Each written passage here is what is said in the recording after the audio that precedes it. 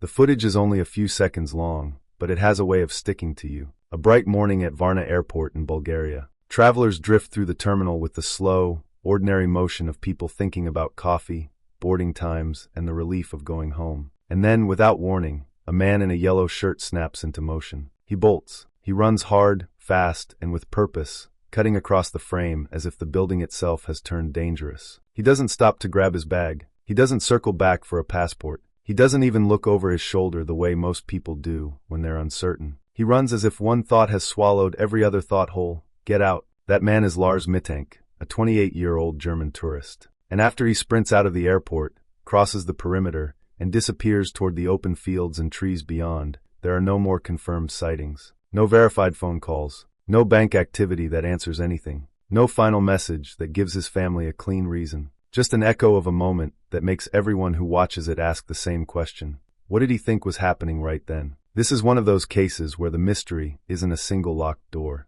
It's a hallway of doors, small, everyday choices that should have led to a normal ending, but instead led to a vanishing. And to understand how a person can go missing from a public airport in the middle of the day, we have to slow the story down and treat it the way investigators do, with a timeline, with context, and with the humility to separate what's confirmed from what's assumed. Before we get deep into the details, a quick note: if you're drawn to cases where the answers hide in the small moments and the timeline matters more than rumors, consider subscribing now. And stay with me until the end, because I'm going to lay out the 3 specific trigger points in this story, moments that are easy to blur together online, but when you separate them, the most popular theories start to look very different. Lars Joachim Mittank was a German man, born in 1986. In 2014, he was 28 years old. Public reporting describes him as someone with a normal routine, work, friends, family responsibilities, the kind of person who didn't live as a permanent mystery. And that normality is important, because the internet has a habit of turning every disappearance into a myth. But families don't experience myths. They experience absence. In late June of 2014, Lars travels with a group of friends to Bulgaria for an all-inclusive vacation near Varna, in a resort area known as Golden Sands. The concept is simple: a break from work, summer weather, the kind of trip that feels uncomplicated because it's structured for you. When you're an American viewer, it may help to frame Varna as a coastal vacation zone, tourist hotels, nightlife, beaches, visitors from across Europe. It isn't a remote wilderness trip. It's a place where people expect to be found. And by most accounts, the trip goes the way trips like this usually go: beach time, drinks, nights out. But there's a detail that comes up in multiple retellings. As the week goes on, Lars is described as eating less than usual. That alone doesn't mean much. People get stomach issues on vacation. People overdo sun and alcohol. People sleep poorly. But in hindsight, every small deviation starts to feel like it must have mattered. Then the story hits the first major pivot, the night of July 6, 2014, close to the end of the trip. Lars and his friends are out. There's an argument, reportedly with other German tourists, about soccer. And whether the argument started as sports trash talk or something more personal, the outcome matters more than the cause. At some point, Lars becomes separated from his friends. What happens next is one of the early points where the case begins to blur online. The broad outline repeated across sources is that Lars is injured in a confrontation later that night. He turns up the next morning with injuries that include a damaged ear, often described as a ruptured eardrum, and an injured jaw. And because of the ear injury, a doctor advises him not to fly immediately. If you've ever had intense ear pressure on a flight, you already understand the basic reason. Airplane cabins change pressure during ascent and descent. When your ear is injured, especially if your eardrum is compromised, pressure changes can be dangerous and painful. For Americans used to the idea of doctor's note, skip work, this is that concept in travel form, medical advice that disrupts the plan. At this point, there is a choice, one that seems small but becomes enormous later. Lars' friends are scheduled to fly home on July 7th. They offer to stay, but Lars insists they go without him. He tells them he'll be fine, and that he'll take a later flight once he's cleared to fly. This is the first decision I want you to sit with, because it's one of the few clear moments where a different choice might have changed everything. If you were one of those friends, and you're hearing your buddy say, "No, go on, I'll catch up," would you leave? Or would you say, "We're not leaving you in another country injured"? Drop your thoughts in the comments, because in cases like this, the moral weight of a decision doesn't show up until after the fact. Now Lars is alone in Bulgaria. His friends return to Germany. He checks into a hotel near the airport, often identified in reporting as Hotel Color in Varna, because it's practical. He needs to be close to the flight he plans to take. He needs a place to wait. And here is where the case shifts from unfortunate injury on vacation to something stranger. Over the next day, Lars' behavior reportedly changes. He calls his mother, Sandra Mittank, and according to multiple accounts, he speaks in a low voice and expresses fear. Fear that people are after him, fear that he's in danger, fear that he may be robbed or killed. He tells her to cancel his bank cards. He seems convinced someone intends to harm him. This is the second major trigger point in the case, the phone call, because it raises a brutal question. Was Lars responding to a real threat, something that happened after the fight that he didn't fully explain? Or was he experiencing a mental or medical crisis that made the world feel threatening, even if it wasn't? Hotel surveillance footage is often cited as showing him pacing, checking windows, moving through hallways in a way that looks hyper-alert, as if he's scanning for someone. At some point in the night, he reportedly leaves the hotel around 1 a.m. and returns about an hour later. What he did during that time has never been conclusively established in public reporting. That missing hour is one of those gaps that people love to fill. Online, it becomes a playground for theories, secret meetings, drug deals, threats, conspiracies. But in real investigations, a gap like that is treated as exactly what it is, an unknown. It could be dramatic, or it could be mundane. He could have gone outside for air, wandered, tried to find food, tried to calm himself down, tried to check if someone was watching him, or simply walked because he couldn't sleep. In a case with so few hard anchors, the unknowns become magnets. They pull everything toward them. By the morning of July 8th, Lars plans to fly home. He heads to Varna Airport. He has luggage. He has his phone. He has a passport. These details matter because they suggest he's still oriented toward the original plan, go home. He isn't, at least on the surface, acting as if he's beginning a new life. He's trying to end a frightening detour. And then comes the moment that turns this case into the viral mystery so many people know. Lars goes to consult with an airport doctor. The doctor later describes Lars as nervous and erratic. There are accounts that Lars questions his medication, expresses unease, and doesn't want to leave the office. And then, according to the commonly reported version of events, a construction worker enters the office. The airport is undergoing renovations. The worker's presence is ordinary in context, someone doing their job in a building under work. But something about that entrance appears to trigger Lars. He panics. He bolts out of the doctor's office. He runs through the airport. He leaves behind his luggage, his phone, his wallet, and his passport. If you're trying to imagine what kind of fear produces that behavior, don't picture a slow-building anxiety. Picture a switch flipping. Picture a brain deciding in a fraction of a second that the only safe move is immediate escape, and that every other priority, including identity documents and money, is irrelevant. Airport security cameras capture him running out of the terminal, crossing outside, and continuing beyond the airport perimeter. In the footage, he moves fast. At points he appears to be barefoot. He runs into open terrain, fields, a meadow, and toward a wooded area. And then the footage ends. The last confirmed moment of Lars Mittank is a moving figure shrinking into distance. This is where a lot of people stop the story. They replay the video, stare at the frame, and try to solve it the way you solve a magic trick, by spotting the hidden hand. But the real question is what happens after the camera loses him. Because if Lars simply ran into the nearby trees and stayed there, this becomes a case of survival and exposure, a person in distress who may have become lost, dehydrated, injured, or disoriented. If he made it to a road, encountered another person, and got into a vehicle, this becomes a case with a human decision at its center. Someone helped him, harmed him, or transported him. If he found shelter, blended into a community, and avoided contact, then we're looking at a rare but possible scenario where someone disappears into ordinary life, even without documents, through improvisation or assistance. The problem is that every one of those paths can sound plausible when you only have a few facts. So we have to expand the frame. Let's talk about what airports are, and aren't, in a place such as Varna. Americans sometimes imagine airports as airtight zones, cameras everywhere, controlled exits, layered security, and constant tracking. But even in the U.S., airports are porous in specific ways. Perimeter fencing exists, but it's not a prison wall. Cameras exist, but they don't cover every inch of the outside environment. Once a person clears the terminal and reaches open ground, especially near fields or tree lines, visibility drops fast. In Bulgaria, as in much of Europe, the emergency number is 112, not 911.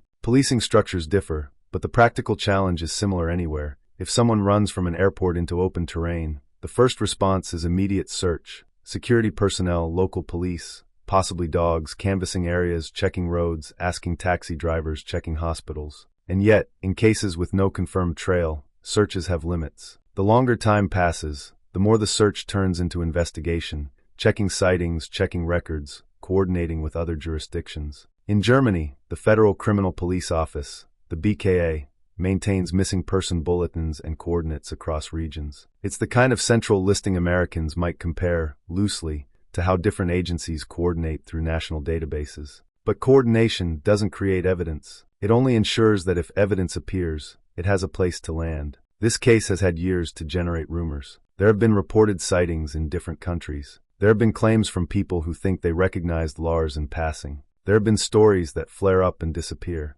And this is where we need to address something that happens in high-profile missing person cases. Misinformation doesn't only distract the public. It can emotionally injure the family over and over again. A false claim that someone has been found can feel, for a moment, like oxygen returning, and then it collapses into another loss. So when you hear a claim that Lars was found, the question becomes, found by whom? Confirmed by what agency? Verified with what evidence? In a legitimate resolution, you usually see consistency across official sources and credible reporting. In this case, credible reporting continues to describe him as missing years later. Now let's return to the timeline, because this is where the deeper analysis begins. There are 3 pressure points in Lars' story that can help us evaluate theories without turning them into fantasies. Pressure point 1, the fight and injury. Something happened that left him hurt and, at minimum, medically advised not to fly. Physical injury can be more than pain. Ear injuries can affect balance. Jaw injuries affect eating. Head impacts can affect cognition. And when you add dehydration, alcohol, sleep deprivation,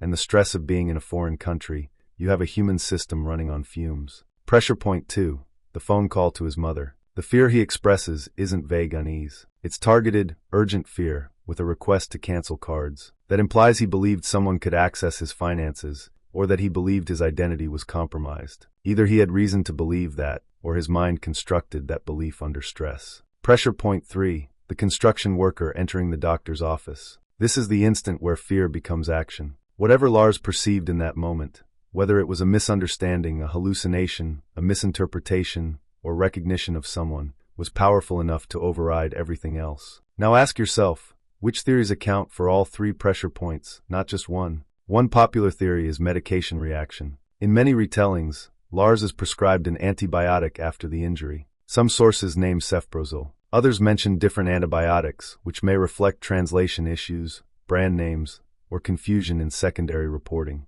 Antibiotics, broadly, can have side effects, and there are documented cases where certain medications can contribute to confusion, anxiety, or unusual mental states in rare circumstances, especially when combined with other stressors. But here's the complication. There are also accounts from the airport doctor suggesting Lars may not have actually been taking the medication. That doesn't eliminate medication as a factor entirely, because we don't have a universally agreed medical record in public view. But it means medication alone cannot be treated as a clean answer. It becomes one variable in a messy human equation. A second theory is concussion or head trauma. This theory gets attention because it feels intuitive. A fight happens, injury follows, erratic behavior emerges, panic escalates, and then someone runs. Head trauma can cause confusion, paranoia, impulsivity, and poor decision-making. It can also amplify anxiety and create distorted perceptions, especially if the person is sleep-deprived. Ear injuries can affect equilibrium and spatial perception as well,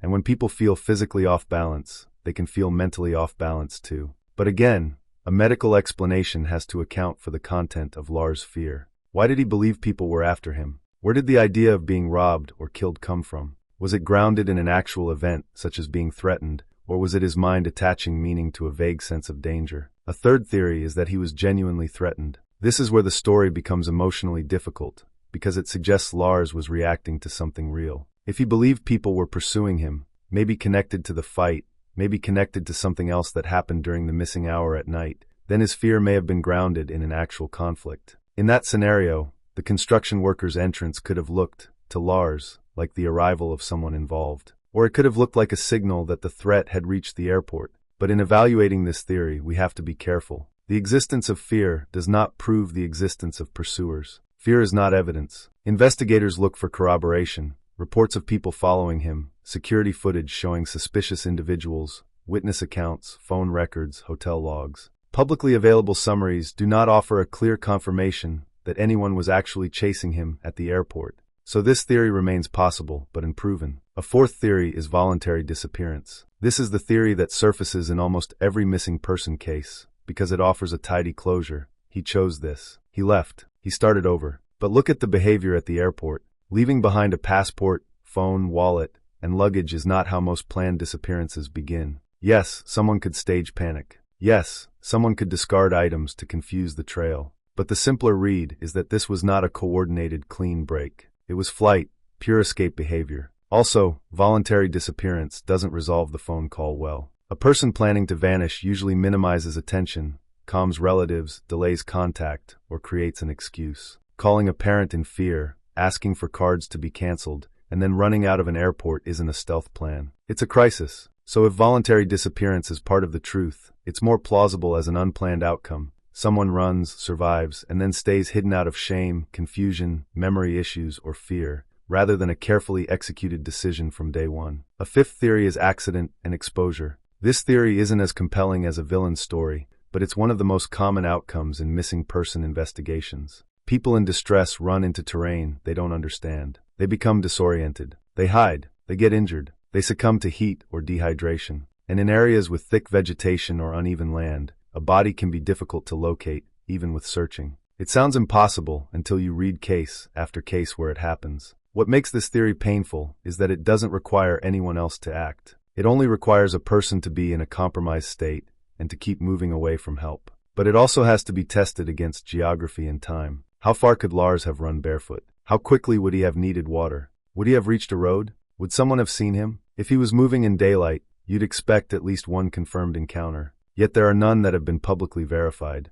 Now, in the middle of this, there's another factor, the internet itself. The CCTV footage goes viral. Lars becomes known in some circles as the most famous missing person on YouTube. Millions of people watch him run. And with every view, the story becomes less personal and more symbolic. He becomes a stand-in for our fear that modern life can still swallow someone whole. The risk here is that symbolism can override reality. People start to treat the case as entertainment, a puzzle to win, rather than a missing person investigation. They zoom into frames and invent villains, because villains are satisfying. They create elaborate plots, because plots are coherent. But real life can be incoherent. So to keep this case grounded, let's walk through what is actually documented in the most consistent versions of the timeline. Lars travels to Bulgaria with friends on June 30th, 2014. The group vacations at Golden Sands. On July 6th, there's an argument in a bar and later an altercation that leaves Lars injured. On July 7th, a doctor advises him not to fly. His friends return to Germany,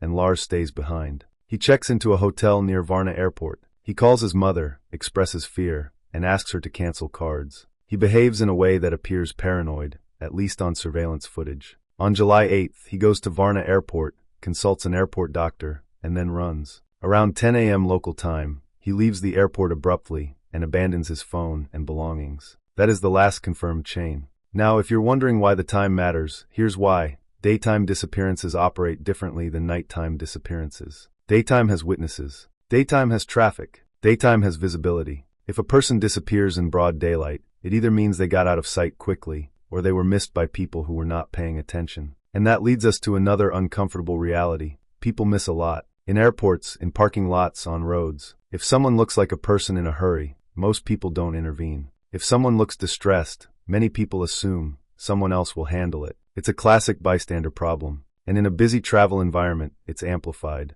People keep moving because they have flights, because they're trained to mind their own business, because airports are full of unusual behavior that still isn't an emergency. So it's possible Lars ran past dozens of people who never realized they were watching the beginning of a disappearance. Now let's talk about what investigators and families do after a moment like this. The first step is to search the immediate area. That includes walking likely paths, checking perimeter roads, checking wooded edges, checking ditches, checking structures, checking any place someone might hide. It includes asking staff if anyone saw a person running outside. It includes checking additional cameras, if available, for exits and perimeter views. The next step is to check hospitals and clinics. This is particularly important because Lars had an ear injury and might have been disoriented. A person in distress might seek medical help, or they might be found injured and brought in as an unidentified patient. Then there's transportation. Airports are surrounded by taxis, buses, shuttles, and private vehicles. If Lars reached a road and flagged someone down,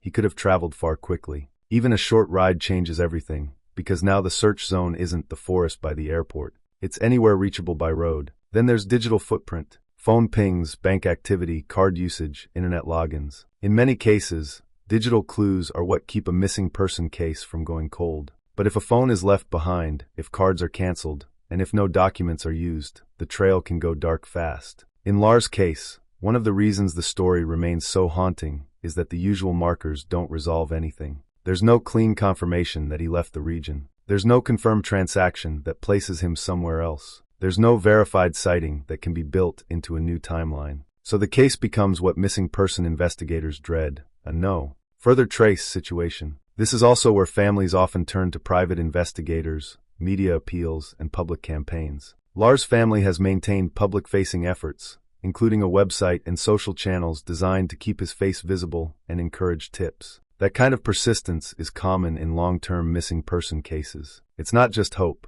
it's strategy. Public attention increases the odds that someone who knows something will connect the dots. But attention also creates noise. A well-known missing person becomes a target for hoaxes, people claiming insider knowledge, people claiming sightings, people claiming resolutions. Some do it for attention, some do it for money, some do it because they truly believe they saw someone and they want to matter. And in the worst cases, that noise can swamp credible leads. So when we talk about sightings in this case, reports of someone resembling Lars in various places, we have to treat them as unconfirmed unless they're backed by official verification. Many sightings never become anything, not because people are lying, but because recognition is unreliable. Humans are pattern-seeking machines. We see familiar faces in strangers when we're primed to look. This is where cognitive bias matters. Once you've seen Lars' face and watched the footage, you start seeing him everywhere, especially if you're emotionally invested. That doesn't mean sightings are worthless. It just means they require careful vetting. Now I want to widen the lens one more step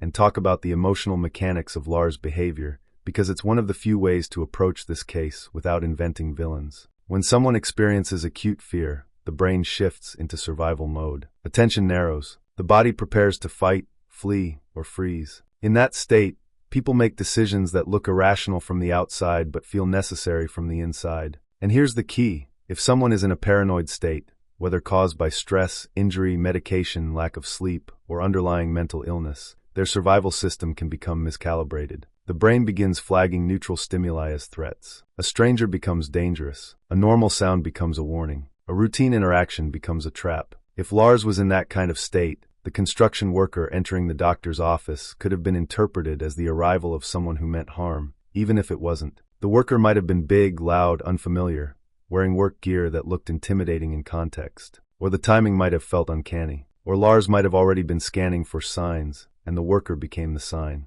But again, the important word is could. We don't know exactly what Lars perceived in that moment. Now take that psychological frame and combine it with the physical frame. Lars runs. He exits a structured environment, a terminal, with predictable rules and visible people. He enters open terrain, fields, trees, where visibility is lower, where he can hide, where he feels less trapped. If you're in a panic state, open terrain feels safer than enclosed space. It gives you the illusion of control. I can move. I can choose a direction. No one can corner me, and that illusion can be deadly. Because the same terrain that feels safe is also where people get lost, injured, dehydrated, and unseen. At this point in the story, there's a second comment question I want to put to you. Based on what we know so far, the injury, the fear, the hotel behavior, the sprint, does your gut lean toward a medical psychological crisis or toward a real external threat? I'm not asking what's most dramatic. I'm asking what feels most consistent with the pattern so far. Now let's address a common misconception about running into the woods.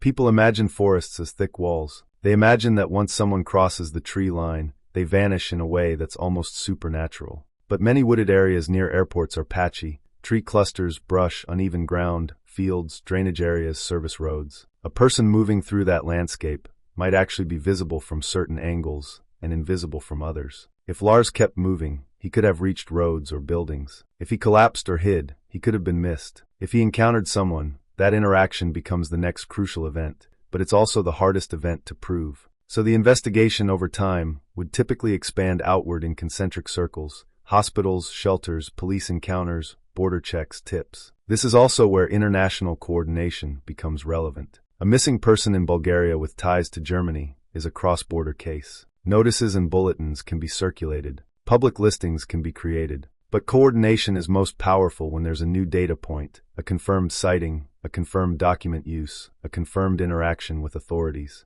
Without that, the case sits in a painful limbo, actively missing, but without a line to follow. Now, there's a detail about Lars' missing status that matters for families. Time changes the language investigators use. In early phases, the focus is rescue. Later, the focus includes recovery. And after many years with no verified trace, some investigators begin to speak more pessimistically in general terms, not as a conclusion, but as a reflection of statistical reality. That doesn't mean hope is irrational. It means uncertainty is brutal. And uncertainty is exactly what this case offers, because even the simple theories have hard questions. If Lars died in the terrain near the airport, why hasn't he been found? Possible answers include search limitations, terrain concealment, scavenging animals, and the reality that searches are not perfect. It's a grim topic, but it's a documented reality in missing person cases. If Lars was harmed by another person, where is the evidence? Where is the witness? Where is the vehicle record? Where is the confession? Foul play can occur without obvious evidence,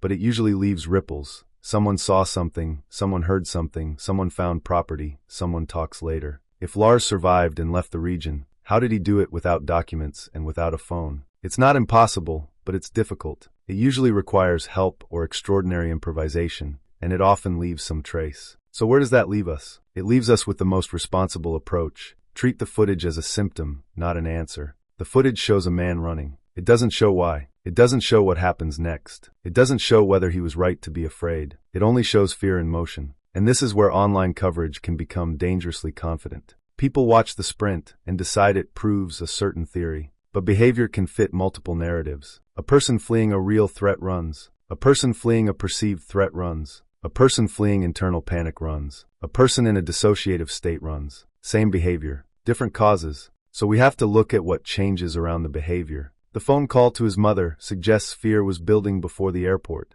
That argues against a sudden, isolated airport event. Something was already wrong. The construction worker entering the office suggests a specific trigger. That argues against a purely random decision to abandon everything. Something snapped at a particular instant. The injuries suggest physical compromise. That argues for vulnerability. Now let's zoom in on the missing hour at the hotel again, because it's one of the most tempting gaps, but also one of the most dangerous to overinterpret. If Lars left the hotel in the middle of the night and returned, what are the simplest explanations? He could have gone outside to smoke if he smoked. He could have gone to a nearby store. He could have tried to find a quieter place to rest. He could have been checking if someone was watching him. He could have been wandering in confusion. He could have been looking for medical help. He could have been meeting someone he trusted. He could have been trying to avoid someone he feared. Each explanation leads to a different investigative pathway. But without a corroborating witness or record, camera footage outside, a taxi receipt, a store clerk, none can be treated as fact. And this is why missing person cases are so hard to narrate ethically.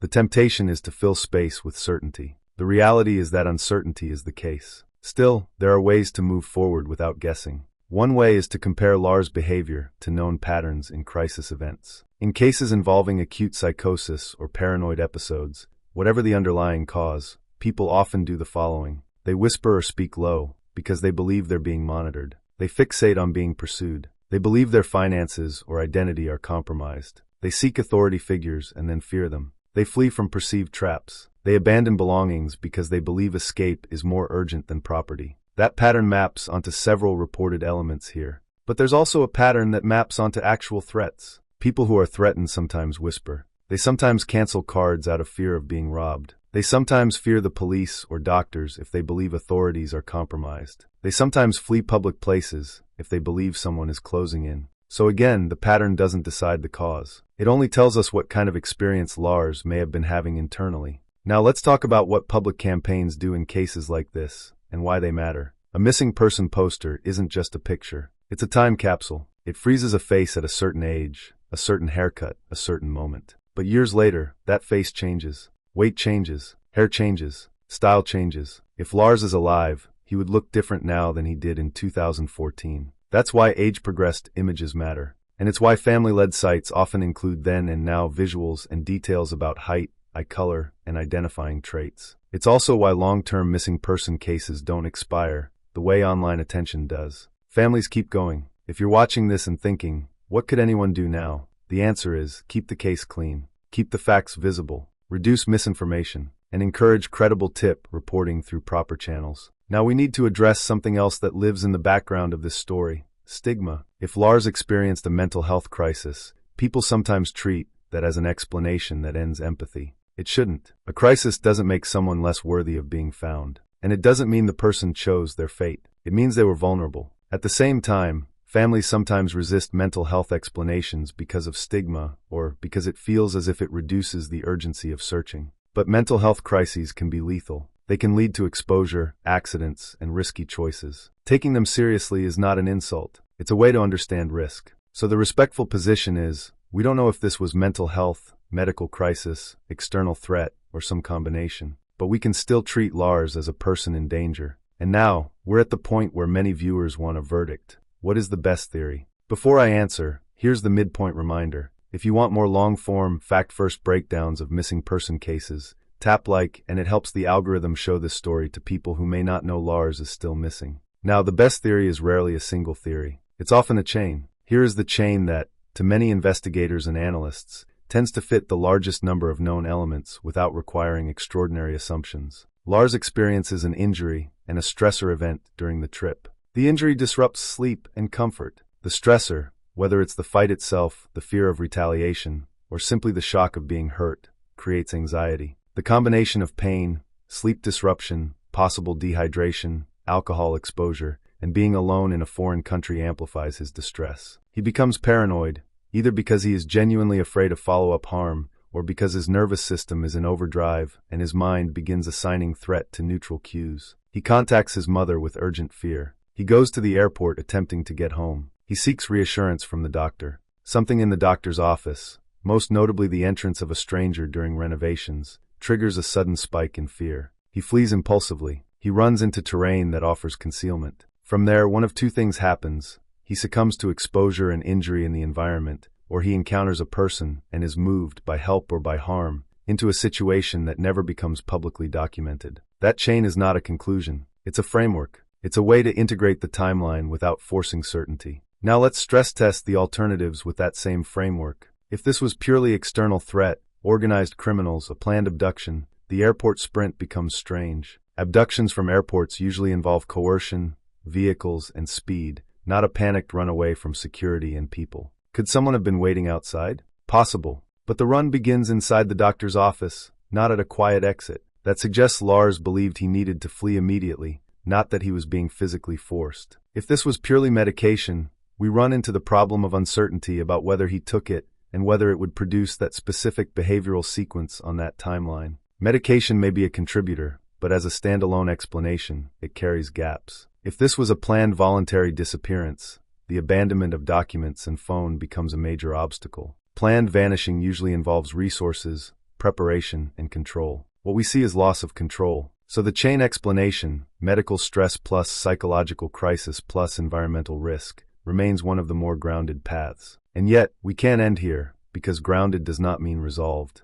This case has been public for more than a decade, and in that time, no confirmed trace has surfaced. That means either the trace never existed in a recoverable form, or it existed and was missed, or it existed and was deliberately hidden, or it existed in a way that looks ordinary, someone blending in, so it didn't stand out. Now I want to talk about one more thing that often gets lost in this case, the human detail of the airport moment. It's easy to watch the footage and see only the sprint, but what happened just before it, the doctor's office, suggests Lars didn't enter the airport already sprinting. He was still trying to negotiate the situation. He still believed he could go home through normal channels. That means his mind had not fully collapsed into flight behavior the moment he arrived. Something changed inside that office, and that's why, even years later, the doctor's account remains a critical piece of the puzzle. The office wasn't just a random room. It was the last place Lars interacted with someone whose job was to assess him. It was the last place someone described his behavior before the run. So here's the third comment prompt. If the construction worker's entrance was the trigger, what do you think Lars believed he saw in that moment? A pursuer? A threat signal? A misunderstanding? Or something internal? Panic breaking through at the worst possible time? Now, let's look at what the family's ongoing outreach tells us about the case. Family-run and family-supported search efforts tend to include a few consistent themes. He may be injured. He may be disoriented. He may have memory issues. He may need help. Those aren't just hopeful phrases. They're strategic language. They encourage people to approach with compassion rather than suspicion. They frame the missing person as vulnerable rather than criminal. They also reflect a reality. Many missing adults who vanish in crisis are alive for a period of time after they disappear. They may be transient, confused, or avoiding systems that would normally catch them. So when families keep emphasizing injury and disorientation, it can be an attempt to keep the public from assuming the worst and moving on. At the same time, investigators often have to live in probabilities. And probabilities, in long-term missing adult cases without trace, become bleak. That's not cruelty. It's the statistical shadow cast by time.